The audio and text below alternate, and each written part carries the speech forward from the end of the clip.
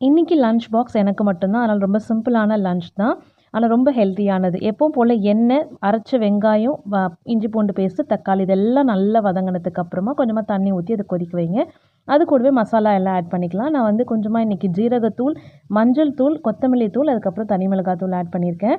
வேக வச்சிருந்த பச்சை பயிறு இருக்கு இல்லையா? அது பச்சை பயிறு மொத நாளே ஊற வச்சிருந்து, அத வேக வச்சு அது கூட ஆட் பண்ணிக்கலாம். கொஞ்சமா உப்பு சேர்த்துட்டு நல்லா கொஞ்சம் தண்ணி ஊத்தி கொதிக்க வச்சு இறக்குனீங்கன்னா, அவ்ளோ சூப்பரா இருக்கும்.